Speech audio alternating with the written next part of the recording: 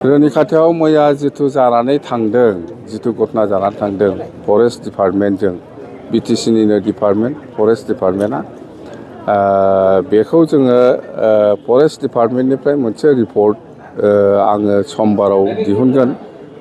Immediate मोनसे details report नांगौ, मानि थाखाय जाया, बोरै आराम्भ जाया, बेफोरनि सायाव बिटिसि गभर्नमेन्ट हिसाबै फरेस्ट डिपार्टमेन्टनिफ्राय जोङो रिपर्ट लागोन। बे रिपर्टखौ बेस खालामनानैनो जोङो स्टेट गभर्नमेन्टनो नायबिजिरनो थाखाय हरगोन।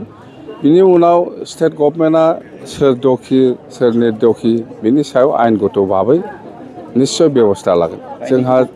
जोंहा बिनि सायाव उमुगा दखि होननानै बुंनो हानाय दासिम बे पजिसनाव गैथ'आ। जेब्लानाखि बिसारा जागोन, बिसार जाखांनानै जेब्ला रिजाल्टआ ओंखारगोन, अब्ला जों बुंनो हागोन जे दसिया सोरमोन।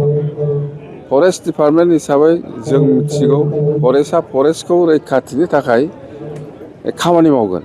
बेवहाय माबाफोर भुल जादों नामा, बेखौ जोङो फरेस्ट डिपार्टमेन्टनिफ्रायनो डिटेल्स रिपर्ट लागोन।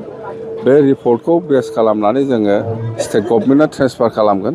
स्टेट गभर्नमेन्टआ बिनि सायाव मा आयेनगत भाबै मा बेबस्था लायो, बेयो स्टेट गभर्नमेन्टनि, जिहेथु आयेना जोंनि आखायाव गैया।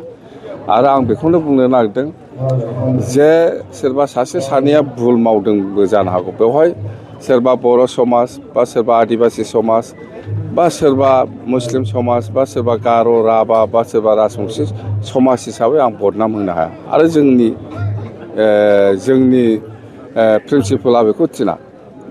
बेवहाय दसिया जाथिजों खोथा गैया। सासे सानैया भुल मावदों होननानै फुरा जाथिया बदनाम जानो हाया, बेखौ आङो मालाबाबो मानिनो हाया। बियो प्रसासननि दायथ', बेथ' जोंनि आखायाव गैया। प्रसासना मा खालामो, माखौ मोजां नुदों माखौ गाज्रि नुदों, प्रसासना बेखौ मावगोन।